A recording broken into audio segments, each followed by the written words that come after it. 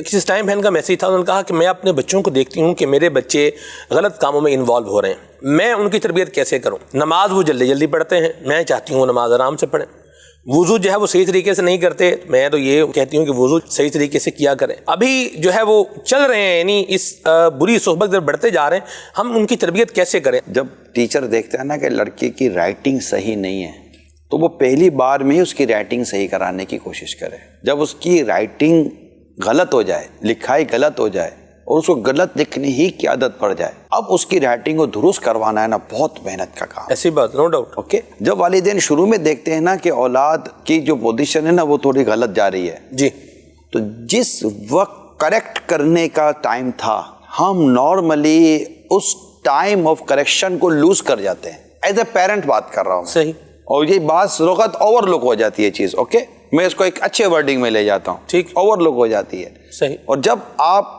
اس چیز کو جب فیل کرتے ہارڈلی تو ڈیفینیٹلی جب وہ ایک ٹائم آپ لوز کر گئے ہیں، پچھلی آپ کی ہی کوتاہی کو پہلے آپ نے کور کرنا ہے، پھر اس کو ایسا ایسا ریئلائز کروانا ہے۔ حتی الامکان کوشش کریں کہ سب کے بیچ میں اصلاح نہ فرمائیں، وقت دیں۔ کلاس نہیں ہے کہ آپ 25-30 اسٹوڈنٹ کے سامنے ہی اسٹوڈنٹ کو لے کر آپ چلتے رہیں گے۔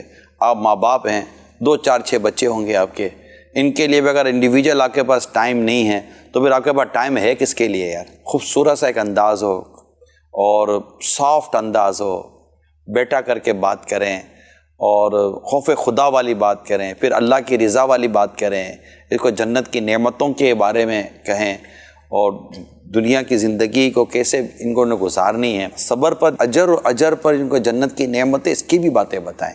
انشاءاللہ آپ دیکھیے کہ آپ کا یہ سمجھانا آپ کی اولاد کے لیے بہت مفید ثابت ہوگا۔ دنیا میں ورک شاپ ہو رہے ہیں، لاکھوں کروڑوں روپے خرچ کر کے ورک شاپ کی جا رہی ہیں، شوز کیے جاتے ہیں، یہ سب کیے جاتے ہیں، یہ باہر والے آ کر آپ کو سمجھا رہے ہیں، ماں باپ کیوں نہیں اپنی ذمہ داری پوری کر رہے ہوتے؟ اصلاح کا جذبہ ہونا چاہیے، اصلاح کرنے والا جذباتی نہیں ہونا چاہیے۔ کام جذبے سے ہوتا ہے، جذباتی ہونے سے نہیں ہوتا۔ تو تمام پیرنٹس کو چاہیے کہ وہ ایک اچھے ٹیچر بنے، اولاد کی تربیت کا سلسلہ مانے نہ مانے مگر سافٹلی، مدینہ سافٹلی، یاد رکھیے گا۔ آپ ایک بار سختی سے سمجھائیں گے نا، آپ اس کے بعد شاید نہ سمجھا سکیں۔